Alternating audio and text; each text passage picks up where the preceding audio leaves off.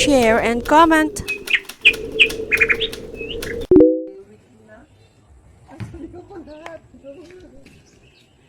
Holy Week preparation on the way, everyone. Look.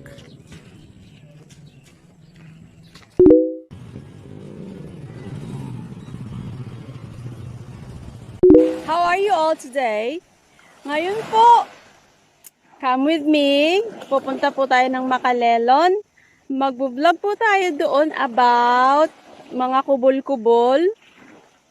It's because now is in Roman calendar ay Good Friday. Nung nakaraang taon, if you remember, kasama ko po ang aking pinsang si Elna dito where I was born. But this time around, pupunta po tayo sa lugar where my father was born. Come with me!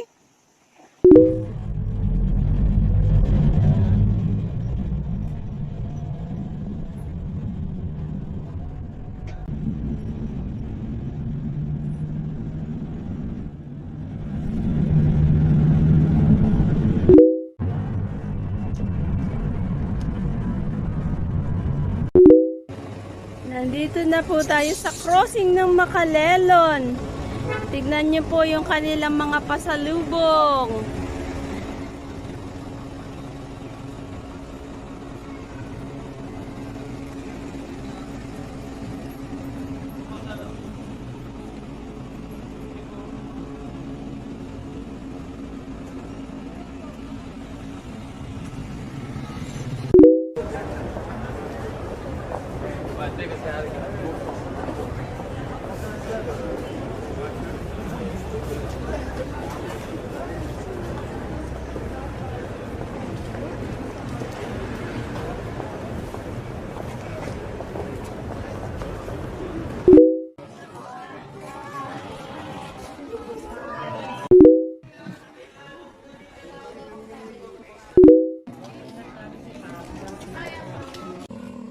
Pauwi na po tayo.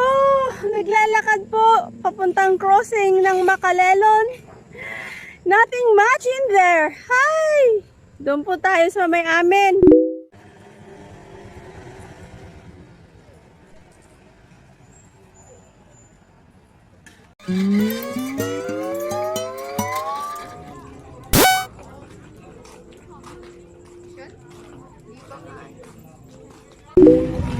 Ito pong kubol na ito gawa sa ipa.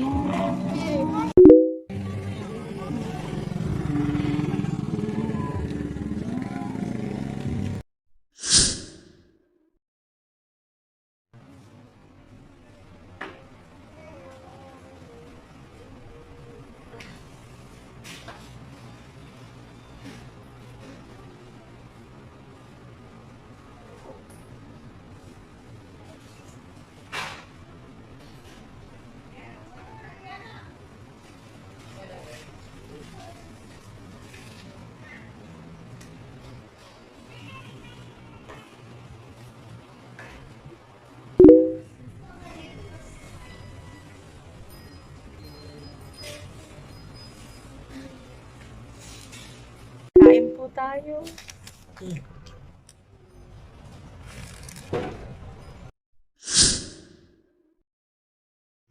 It's way long ahead pa po ang aking paglipat. But, nandito na po si Palay. There you go. Nauna na siya. Ha. Ha. I call my kubo abundant home. Happy home that dwells in shalom. Dwells in shalom. Yeah. That's the best antidote. Pag nakapaikot ka po sa mga taong mausok ang ilong, mapangusig ang mata, at maulinig ang tainga, na mali-mali naman pinagdudugtong ang sentence na wala naman sa phrase. However you may understand that.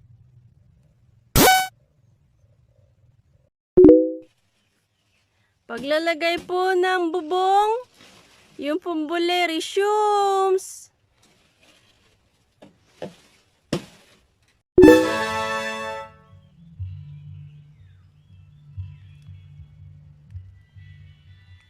May bago po tayong pananim na dragon fruit. Ay, ang aking pong lupa ay actually from a rotten coconut tree. So, kailangan daw po ay lupa. And now, I'm busy. Ginagawa ang bubong. So, hi! I set it aside. Look at my bawang! Buhay na silang lahat. Walang hindi tumubo. And dun po sa dulo, are, punlang kamatis. Ay, yan po ay sigadilyas. Another sigadilyas. And may mangilan-ngilan pong tumubong which I'm happy about. Yung po bang sibuyas. Another sigadilyas, everyone. Ito po, experiment ko sigadilyas actually. Itaninim ko po yan sa buho ng saging. Tapos, napansin ko nung tumubo, ay, tinutukan ng manok. So, nilagyan ko po ng stick. Ang sabi ng aking ate Lilian, hindi naman daw po pala maselan aring sigadilyas. Nalagyan pa po yan ng power suhan ng coconut tree. There they are, mga sigadilyas po. Halos lahat tumubo. May dalawang buho na hindi tinubuan, but it's okay. Hi, ito po palang pinag-power suhan ng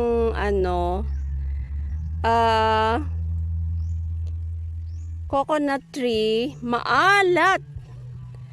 Hindi po advisable na nilalagay sa halaman kasi binabahayan daw po yan ng langgam. Hindi ko naman alam. Ay, sus Maria. But, sa awa naman po ng aking katangahan, manipis lang ang aking nilagay, tapos araw-araw ko dinidiligan. By the way, sugarcane po yan. May 3 puno. Here's another one. The other one is in there. Nakakatuwa. Look. May bulaklak na po yung ang ganda. Yung orchid. There you are. Isa sa aking mga sili. Marami po akong tanim na sili. It's because marami po akong paggagamitan pang preserve. Ito po yung kaisa-isang saluyot. Galing po yan doon sa ate ko sa itaas. Wild one. So, naisip ko, magtatanim ako ng saluyutan din eh. So, naggawa po ako nito, look.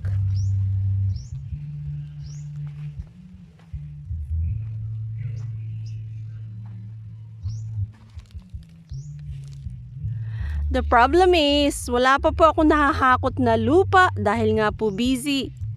And napansin ko po, parang damo na lang po pala yung saluyot pag naandyan kayo sa palayan. Ang dami-dami. So next time, I thought of going there para po manguha ng pananim dito. Ito po, sa tagiliran ng aking bahay kubo. Congested na po dun sa palibot ng bahay ko buang tanim. Ngayon, wala na po ako mapagtaniman ng gusto ko pang itanim. So, dito po gusto kong taniman ng kamyas, dalanghita, at kakao.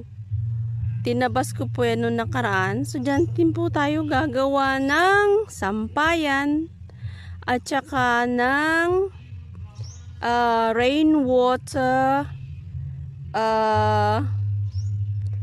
container. Is it container? Imbakan po ng rainwater. Yan, simentado.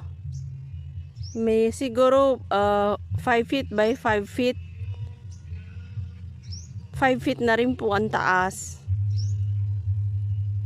Looking forward to it. As I was saying, yung pong rainwater,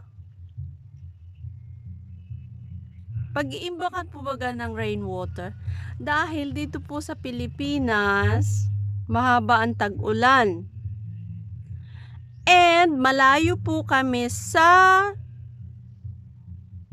salukan ng tubig, quite far.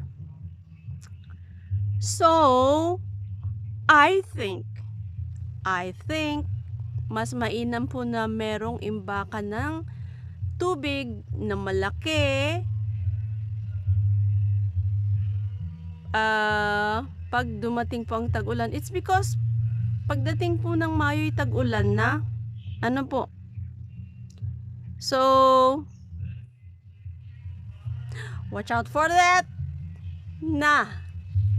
I have a lot of ideas. Hi! Hallelujah! Sana po mag-materialize, ano?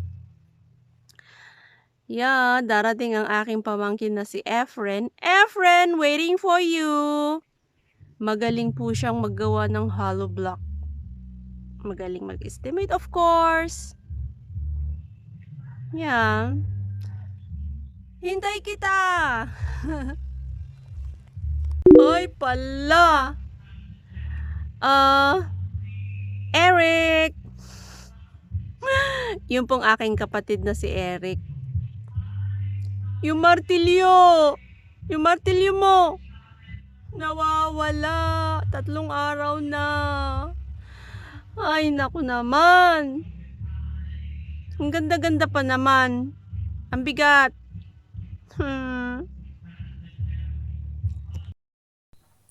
Anyway, ayan po, nakaraos na naman po tayo ng pinagtagpi-tagping video mula po sa mahal na araw.